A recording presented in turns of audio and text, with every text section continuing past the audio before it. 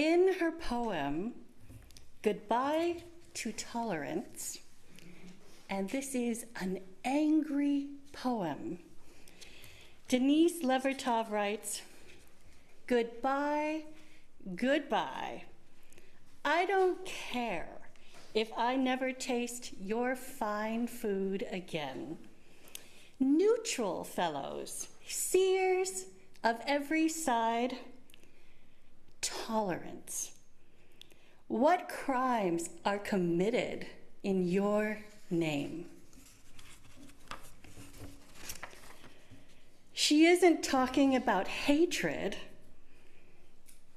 She's talking about noticing suffering and remaining politely quiet.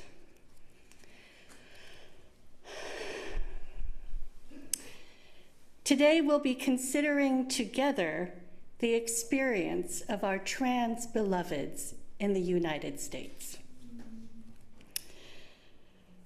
For just a few minutes, let's set aside the hate crimes that are too often inflicted upon trans people.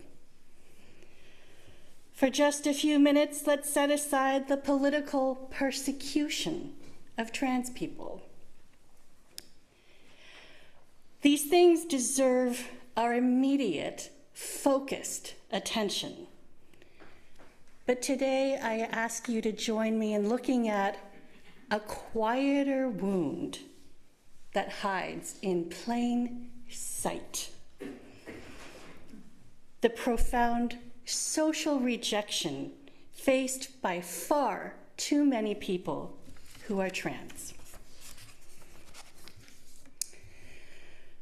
To be trans is all too often to be uninvited from the family parties, to be stared at and discussed when you're out in public, to be peppered with questions about your gender when you're just trying to make small talk at a party, to be disowned from your family, to be uprooted and forced to leave your home because your state passed new laws that make it too dangerous to stay, to lose your friends when you come out.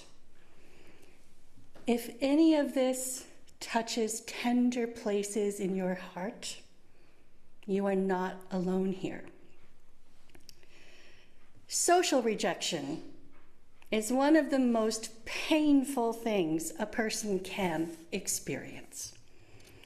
And this rejection is so common and painful and constant that many trans folks don't survive it. It is quieter than violence and just as deadly. And what we do and what we don't do, these things really matter.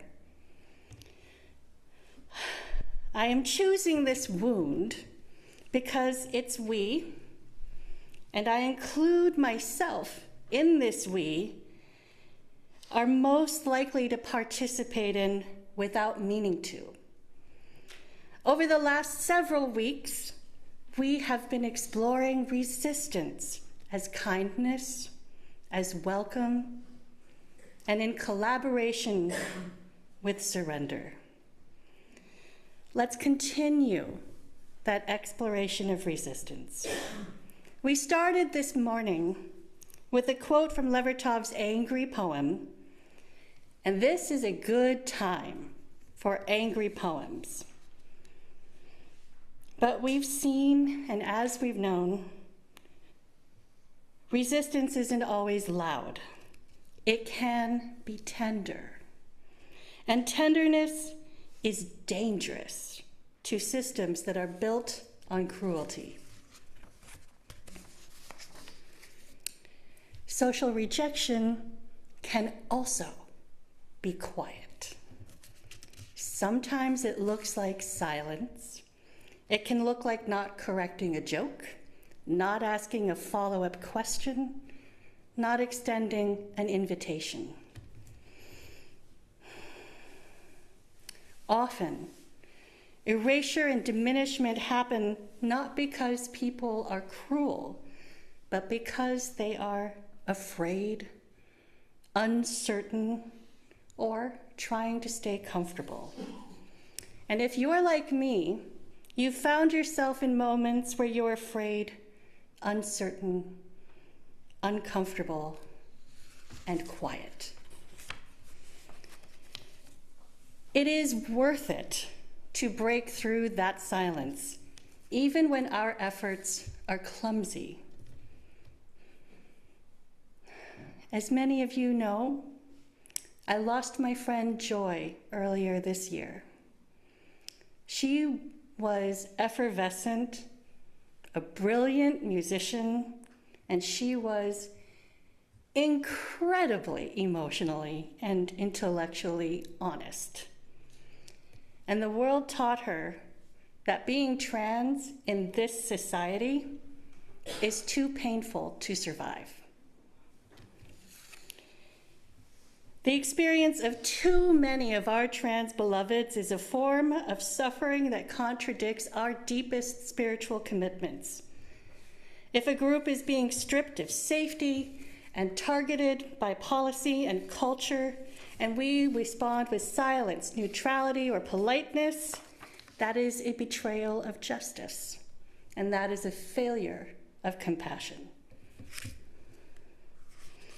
And the good news is that we can create the culture we want to live in. Our faith tradition exists because people before us believed this. Creating the culture we want to live in is possible. We can choose justice over comfort. Comfort is a default setting, and justice is a conscious override. You can say the awkward thing. You can be the only one who speaks. You can risk being disliked. And every time you choose discomfort for the sake of love, you are practicing resistance. If you are still learning, and I am definitely still learning, you belong here. And your willingness to keep learning is already an act of faith. Belonging is resistance. Care is resistance. Creating safety is resistance. The world teaches us that cruelty is realistic and kindness is naive, and our faith says the opposite. Every act of welcome is an act of resistance. And here's what we can do. In her 2025 Where lecture at General Assembly, Amara Jones, the founder of Trans/Media, said that our best response in this moment comes down to this: actually caring about trans people. And we have the opportunity to enact that caring. And in doing so, we can create a sense of family connectedness for those who have lost their families. And this is what resistance looks like.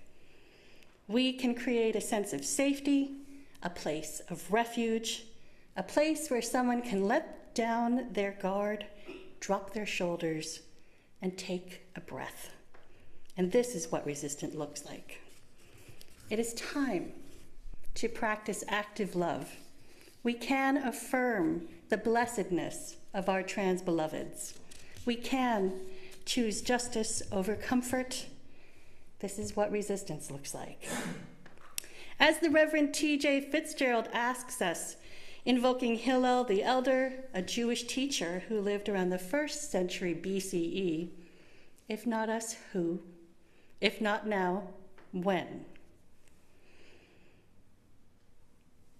Choosing justice over comfort often costs us our silence. And sometimes that is the hardest thing to give up. Later on in her fabulously angry poem, Levertov writes, "A gulf has split the ground between us, and you won't wave. You're looking another way. We shan't meet again, unless you leap it leaving behind you the cherished worms of your dispassion, your pallid ironies, your jovial, murderous, wry-humored, balanced judgment. Leap over, unbalanced. Then how our fanatic tears would flow and mingle for joy.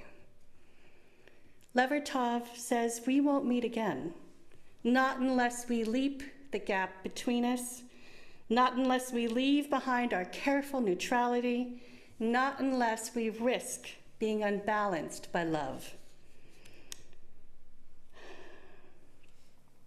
Here are some words from the Reverend Beth Dana, reminding us that this is the kind of love our faith teaches. If we really open ourselves to what's going on around us, we can't help but be heartbroken. And when our hearts break open, we feel the suffering of ourselves and others, otherwise known as compassion. And hopefully, I pray, this moves us to act. Loving the hell out of this world is a response to our hearts being broken. And while love may not solve all of our problems, it is one of the best ways that I know. End quote. The foundation of trans advocacy is simply to care about trans people. When we openly care about trans people, we begin to love the hell out of this earth. When we act in a way that says, we welcome you, your safety is a priority, you are one of us, and you belong, we are assembling brick by brick the culture we want to live in. Every time you introduce yourself using your pronouns, you are loving the hell out of this earth. Every time you wear a t-shirt or a pin that announces that you support trans lives, you are loving the hell out of this earth. We must choose justice over comfort. If you feel intimidated when you think about how you can best respond to the needs for trans justice, if you think you're unqualified or might do it wrong, hear this. What we do is important, even when it's small. Small acts save lives. You don't need expertise to be faithful. You don't need to be perfect. You don't have to get it right. You just have to get going. So here is an invitation for all of us. This week, let's practice visible care. Choose, if it feels safe to do so, one way to signal welcome. One pin or bumper sticker or t-shirt. One introduction where you make sure to include your pronouns. One correction when you notice misgendering. And notice what happens. Belonging is a need. It is not a nicety. Every act of welcome for those who are trans, it builds belonging. What we do as a community is core to who we are as Unitarian Universalists. We seek justice for all, and we come together with our hearts and our hands to make it so. We can trust in the goodness of humanity, and by caring for trans people, love some of the hell out of this earth. And this is what resistance looks like: kindness, welcome, balancing action with surrender, and choosing to care. Staying awake, choosing discomfort, building belonging, and making love visible. When you're paying attention to all of the injustice that surrounds us, you might find that you are heartbroken and angry. May your anger be holy, may your tenderness be dangerous, and may your compassion compel you to act.